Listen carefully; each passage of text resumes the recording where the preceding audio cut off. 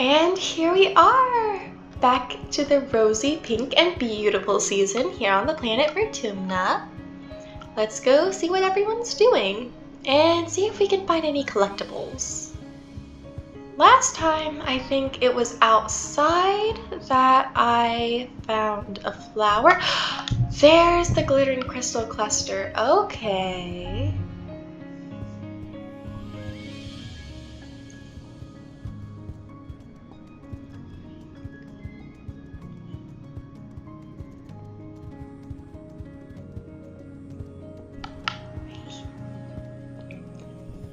Hey, Cal. You spot Cal among the herd of float cow. Cow. I'd like to try it sometime.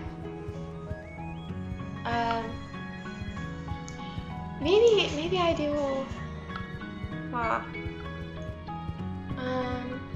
Let's see. Maybe I can try resting this month so I can go out next month again. Let's relax in the park. Some Vertumnan bugs have moved into the garden. They're attracted to the smell of human sweat, apparently. People were worried at first, thinking that they were dangerous, but it turns out they don't bite. They just scrape off the layer of dead skin. Now people are just vaguely grossed out, which is a lot better. Sometimes you see Mars out here reading a holo magazine and letting the bugs crawl all over her feet. She says it's like a spa treatment. Huh. I mean, I guess there are people who do that with fish. I think we can forget that. Oh, you're awoken by the buzzing of your holopalm. It's the colony-wide alert. You rub your eyes and ponder the thickness of the air seeping into your bedroom through the opened veranda door. It's an ominous but beautiful sight. The season of pale pink haze has turned to deep fuchsia with scintillating silver sparkles floating through the air. The Shimmer. You check your holopalm messages. There's a colony-wide notice telling you to stay put.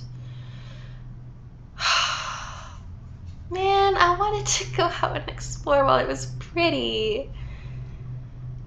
But I guess we should stay put. You seal the doorway and the windows tightly, then play holo games to keep distracted. It's kind of relaxing, actually. The light filtering through the fuchsia fog does interesting things to the ambiance of your room. Around dinner time, you hear Chief Engineer Instance. Your dad was outside tending to the farm when the fog rolled in and ignored orders to stay in place. They found him trying to leave through the colony gates. He collapsed and had to be rushed to the med bay. He was trying to leave?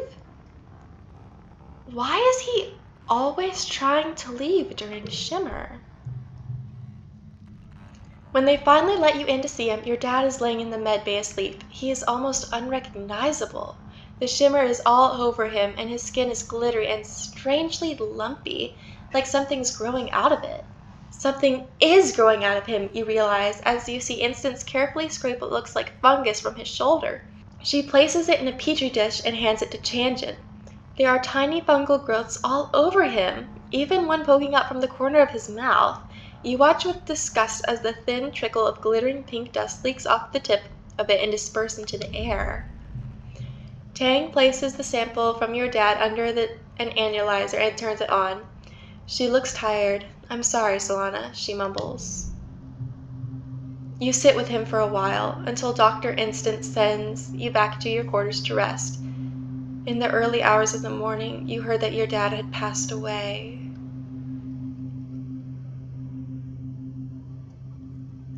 I had a feeling this was going to happen eventually. Maybe I should have gone out to check on him. You spend the most of the month in your quarters.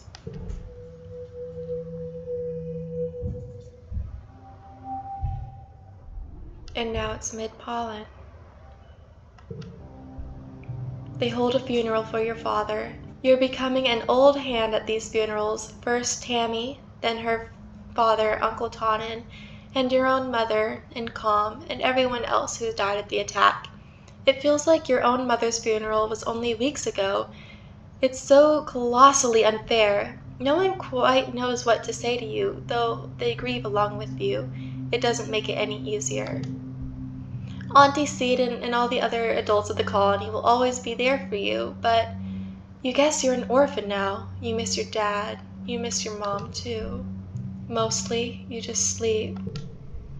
One morning, Chief Engineer Instance asks you to visit her in Medbay. You go because you don't have the energy to say no. I have to tell you something delicate about your father's condition, Solana.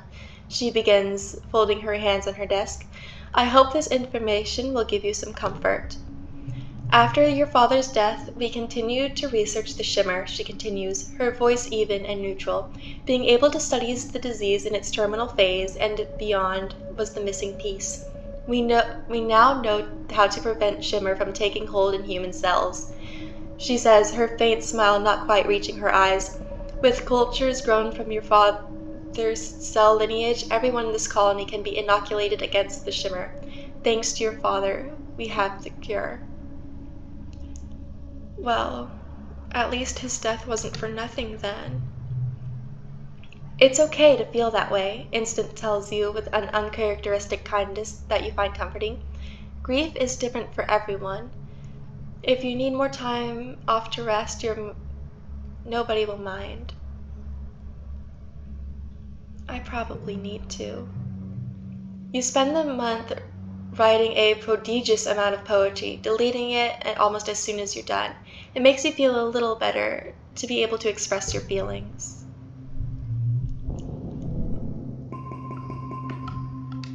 I don't think we need crawling anymore.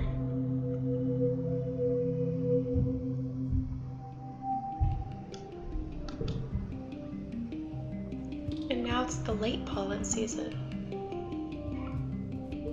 What are we gonna do? Who's here now?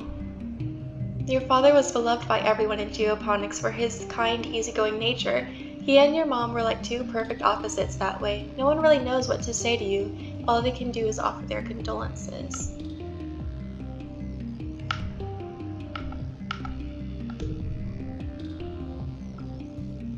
Huh. I'm not quite sure what to do with myself now. Where's Cal? I know he'll know what to say. Cal gives you a watery smile. Hey, he says quietly, I could really use one of your dad's hugs right now, you know? Yeah. Me too. I think...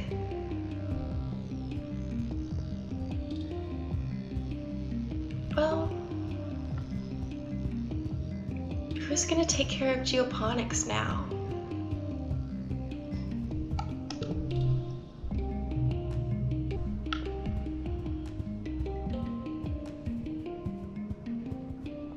I feel like maybe now, with what happened, we might want to assist in the med bay a little bit. Maybe that'll help us try to understand.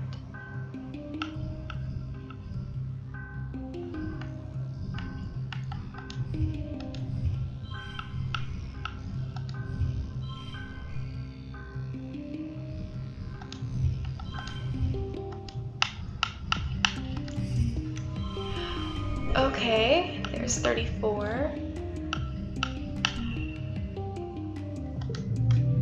That's enough to win.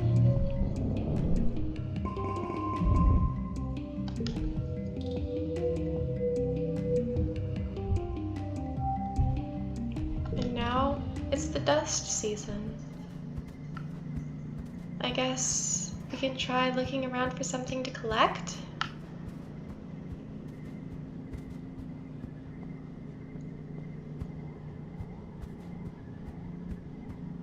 There's Anemone. Hey.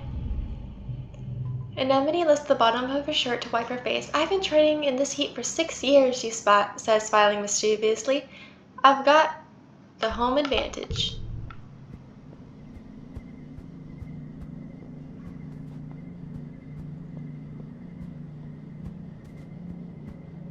Hey, Cal. Heads up, you barely managed to find cover. As water arcs over your head, you look around and Cal waves sheepishly at the garden hose in the other hand. He is surrounded by kids who are hooting and cheering for him to turn the hose on them again. Sorry, he calls out. I guess it got away from me. That's okay. I'm glad you're having fun playing with the kids.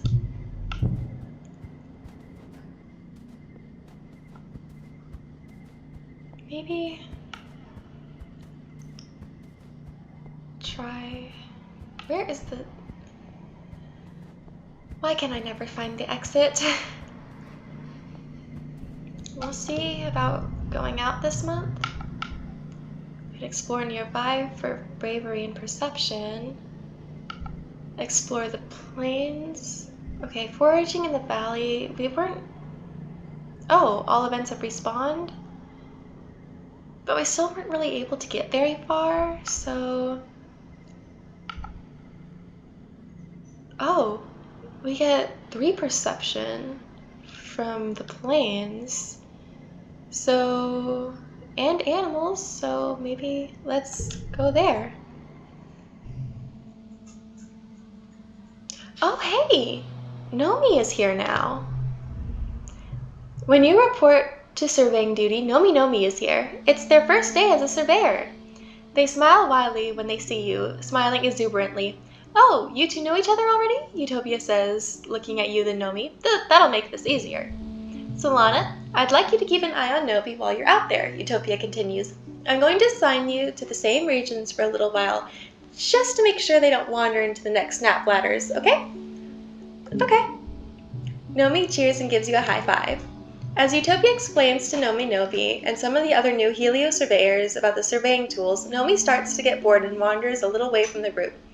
You see it happening, but are powerless to stop them from tripping and nearly landing in a nest of Hawkeye eggs. They're about to crash into the delicate spun glass cocoon when Utopia materializes out of nowhere and scruffs them by the back of their collar. Nomi, pay attention. Nomi giggles like they didn't even realize the danger of being stampeded by an upset Hawkeye beginning to gather around. Utopia ushers them back to the group before things can get tramply. Nomi asks a million questions about the eggs. Are they edible? Do they have hard shells or soft? What is the cocoon made of? How long until they hatch? Utopia sighs. Just get out of here, you two, she says, before the cute little varmints turn ugly. Okay, guess we'll see what you have to say again. Chief Surveyor Utopia stops you and Dees near the depot. Feel that? She asks. You can feel a kind of ominous distant thumping pulsing regularly through the ground. If you stand still, you can feel it vibrate up into your body too, like a massive global pulse. Utopia says, checking the readout on her holopalm. I reckon it's naturally occurring, she concludes. But it's giving me the willies all the same. You two better check it out. Mind you, stick together and take readings on the way, in case it's dangerous. You and Dees look at each other, excited. You follow the thumping, now with an audible noise growing louder, west, until you've roughly triangulated its location. You know you're getting close, but it sounds like it's coming from all around you, and your instruments aren't precise enough to help. What do you think it is? Dees spreads his hands. Aliens? He says seriously. That sound is coming from everywhere. You don't have a dang clue. Dees is frustrated. Come on, it's gotta be somewhere, he yells. But the planet doesn't give up her secrets. Okay. Oh, another flower.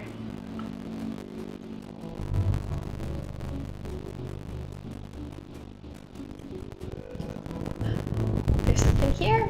A herd of sunbiters, your creatures that you personally discovered and got a name.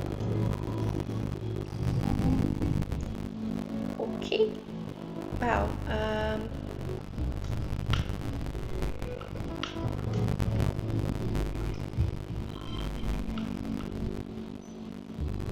It's 12.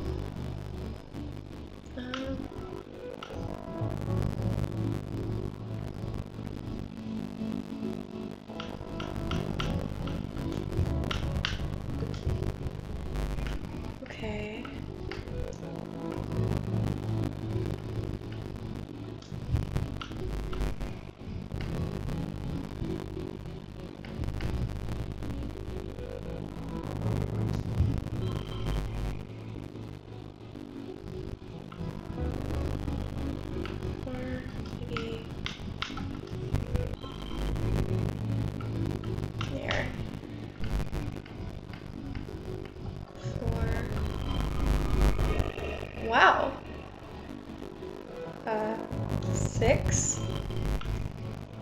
3, 9. And we got a super goal of 34. You've seen this herd a few times traveling through this stretch of wilderness. All day they bask in the sun on the top of the plateau. Now that evening is coming, they're coming down to the plains to forage. They like to hang out in big groups and mostly lie around being all lazy. Sounds like life.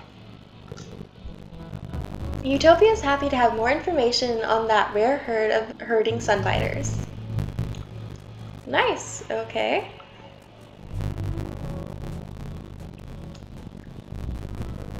Oh hey, I see you again.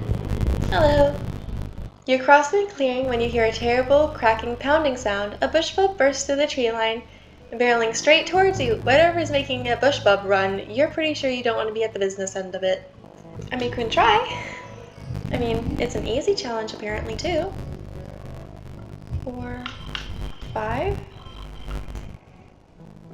There's 19.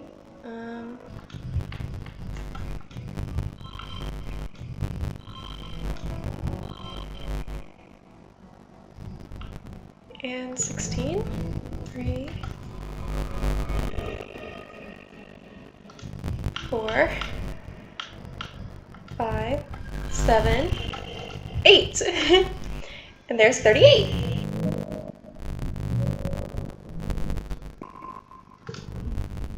The creature pounds past you, its powerful stone-like gorilla arms smashing the ground. It doesn't even seem to see you, and it goes around you without even looking at you. You look around, but there's no sign of whatever motivated the bush bub to run so fast. At least that's something to be grateful for. Yeah.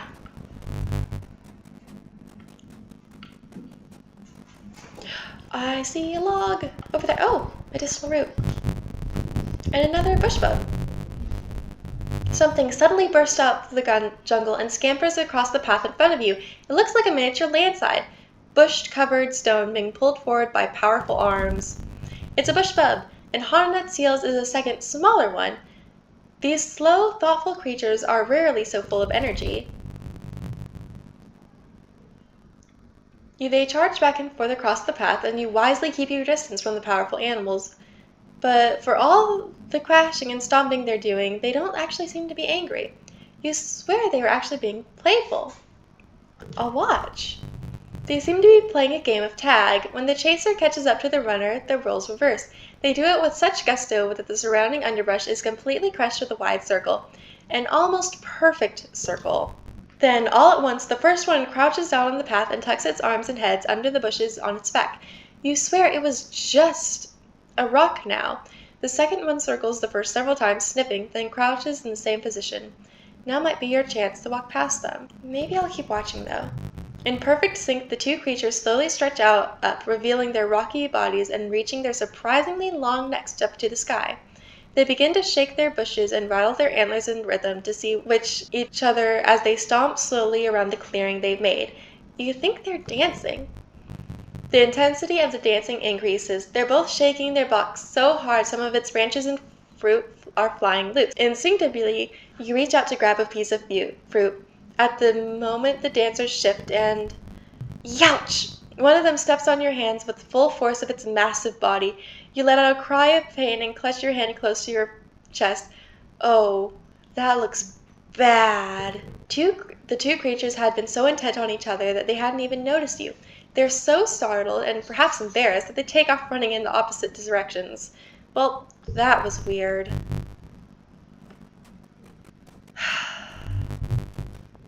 Well, maybe I'll be able to find some more things over here at least before I have to go back. There's something there.